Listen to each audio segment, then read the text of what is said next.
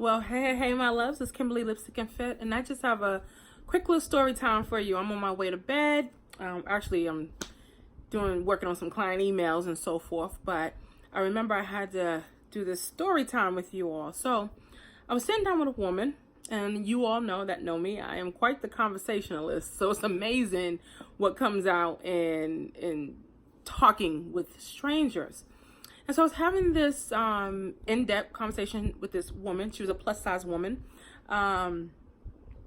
She'd been on her job for a very long time. She was in her mid-50s, early 50s, I would say, and still was vibrant, okay? And she had been married twice. She had just recently been divorced. Excuse me, divorced or separated, but I want to say divorced. Her husband or ex-husband is now living in with the new female, the new woman of his life. And so I, as a life coach, I've learned, and I remember when I first got my life coach, one of the things that impressed me more than anything, it's, sometimes people are listening to you, but then there's people that are listening to you. Like, they hear you. They hear you because they ask certain questions that you're like, wait a minute, you have to really be listening to me, not just repeating what I'm saying back. You're truly insightfully hearing me. And so that's one of the things that I like to do with my people. I like to listen for different things. And the only way you can really listen and get, true perspective and clarity is through asking questions. So I'm asking, she was heading out, because I don't know if you all know, I do part-time Uber for extra coins. I Uber.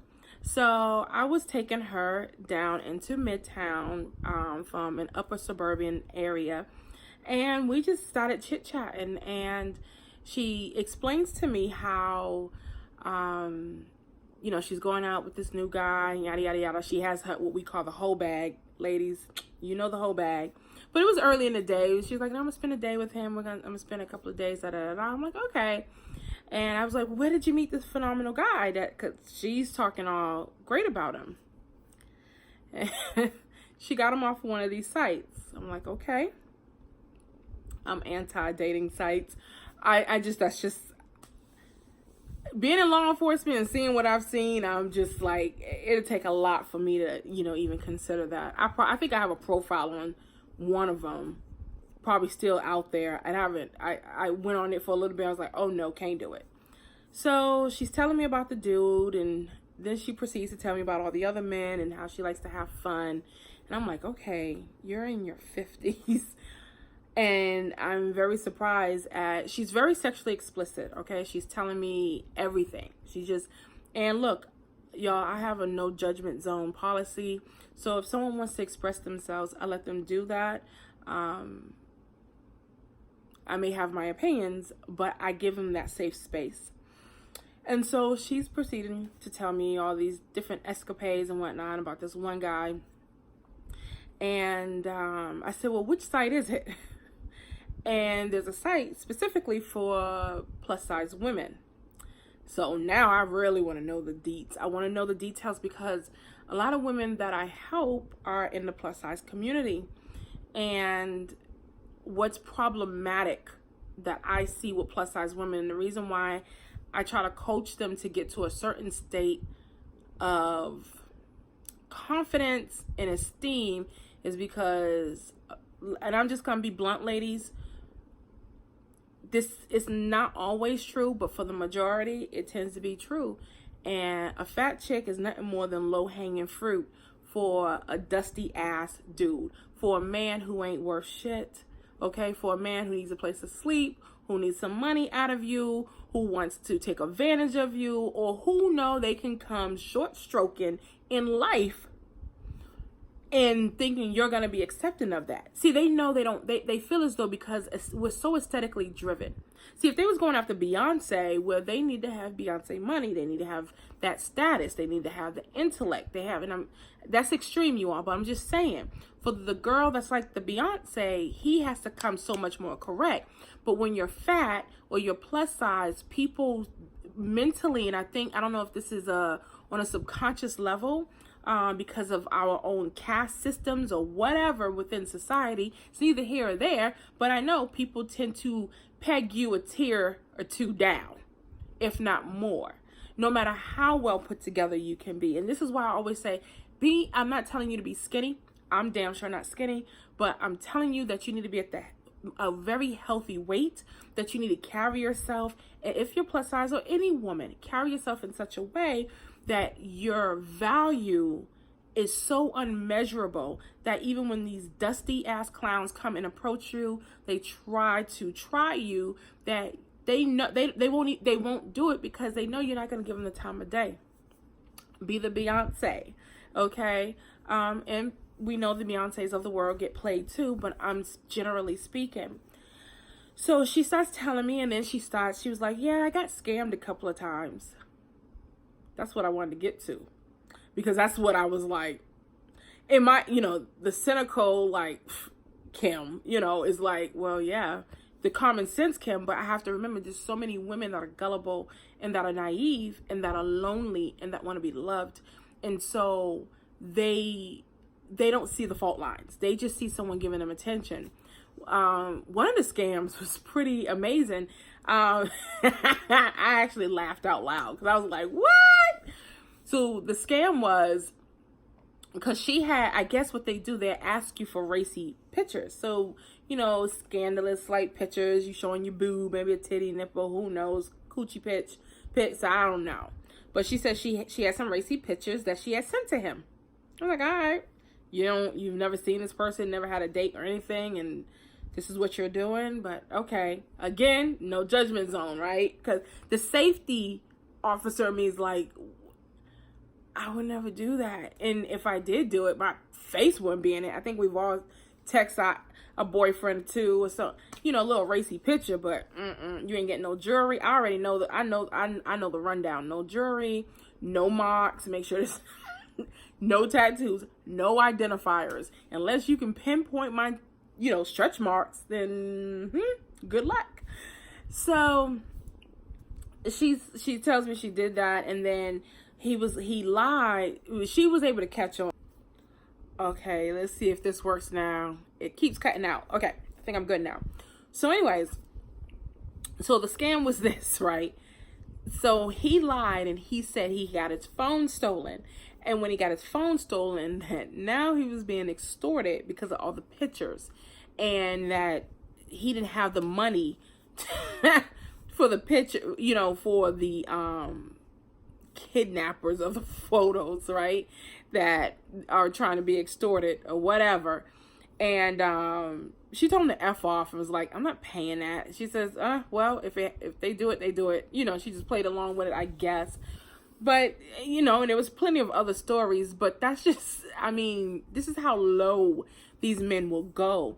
And they think because you're fat, because you're big, that you suffer from low self-esteem, that there's something wrong with you, that you don't love yourself enough, and that you're willing to accept any and everything. Look, I've coached a lot of women, and it's across the board, okay? Some of the most batshit crazy ass women that I've met were perfect aesthetically. But damn, did they have issues, okay? So they're really, some men are rolling the dice with that one, and they luck out or what have you. But then we continue to talk a bit more, and something that was very interesting was she's telling me about her husband, how she caught him cheating and da-da-da. I was like, well, where's he now? She's like, oh, he's with that new broad now, da-da-da. I said, I've never really understood when someone can have an extramarital affair. And if you end up with the person, what quality of life is that? What is going to happen? What do you even expect? And then she literally did this number. She went, yeah, that was me. I said, what? She says, I was the other woman. I married him. We had an affair. And it was 10 years ago. So she was saying she got married every 10 years. And she said, we was having an extramarital affair. And I was having an affair on my first husband. And he was having an affair on his first wife. We met up. And we went through this affair. And then we ended up marrying one another. So she was literally the side chick that married. I don't know how you would call that. but she married the person she was having an adulterous affair with. And she said, well, that's one thing about karma. It always come down your street. She said, I guess it was just my turn. She said, and she admitted to her fault. She took it gracefully. She understood the errors of her way, but I could tell old habits had not died. Hence her sexcapades and her willingness to make herself readily available to these men. Take, for instance, the Uber ride. Well, she paid for the Uber ride, not the man that was 30 minutes away. Now, could he, of course, give her cash when he gets there and so forth? But let me tell you something, ladies. And one of the things I've been grafting this whole hypergamous lifestyle, I gotta keep reiterating, hypergamy is not about you using a man, manipulating a man, extorting a man, trapping him with a baby. It's none of that. It's you just understanding that you're the prize and how worthy of a woman you are. And the understanding and willing to see the lengths that a man will go to value you and to have you within his presence. He will fly over 4 oceans to get to you. When a man wants you, baby, there's nothing you can do to stop it. There's nothing you can do to keep that man at bay. If anything, you're going to have to really hunker down, some guardrails, like, hey, I have obligations. But men are hunters, and allow them to be the hunters and gatherers that they are. And you are worthy to being hunted, hopefully, because we all need some kind of improvement. But I want you to understand this, from the story that I'm telling, sister girl, even though she knew her wrong, I don't think she was really willing to right her wrong, because she hadn't been separated long, and she was already having, I think that she told me it was January when she had been separated from this dude, and now, or maybe that's another person. I know it was recent. And now she's already having these sexcapades. And I'm calling them sexcapades because that's what she used. And she told me about her sexual dealings. It's like taxi cab confessions over here, right? Pretty lady, but I can tell she just don't want to be alone. And with some of us women, and I think plus size women, I think sometimes, and women in general, we can mistaken sex or intimacy or in love of affection for actual love, for actual vested interest. And you have to understand, men don't have a vested interest like that. They can have sex with a goat. They can, okay? If no one's looking. And if they're hard enough, they'll stick their penis in damn near anything. So hopefully they have some standards, but you have to understand the makeup of a man and how they're just wired. And so if it's a 400-pound chick and he can bang it real quick, why not? They're not emotionally tied like that. Very seldom are they. And when they are, they operate different. One thing I've learned, men that really are vested in you, men that really adore you, they put you in a pedestal mode, so much so that they seek, if they actually they'll try to sustain from having sex with you as long as possible, because it's almost like they put you in this sacred category. Okay? I'll talk about that a little bit more in depth, but they categorize, they compartmentalize women. I was watching, what's that, Mad TV, and they had this skit.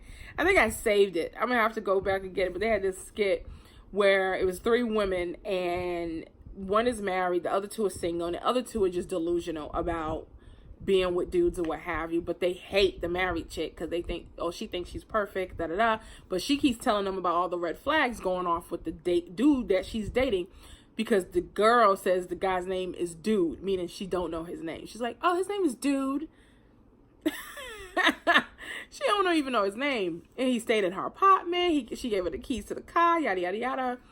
And she says, I definitely want to be married and not kill. And the girl's like, what is that? She said, everyone knows the game. You know, they're either kill, bang, or marry, right?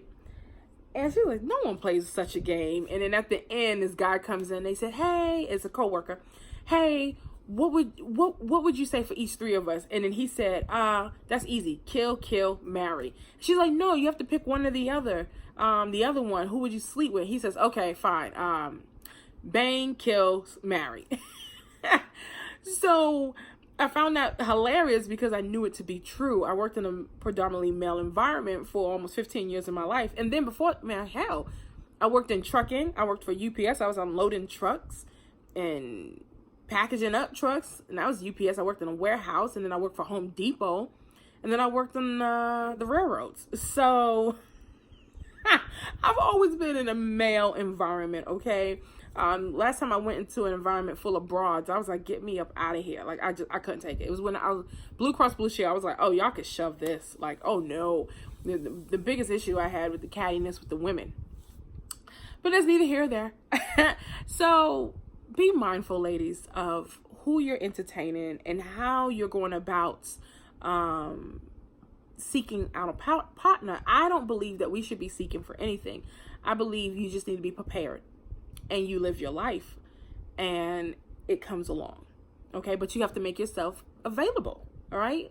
But don't make yourself unavailable by going in avenues where you're probably on platforms, being sexually explicit, showing yourselves, or doing any of those things. Men don't find that attractive. Thirsty men that need a place to stay, men that want your money, men that may want to take advantage of you, may just want to sex you real good until he gets on to the next.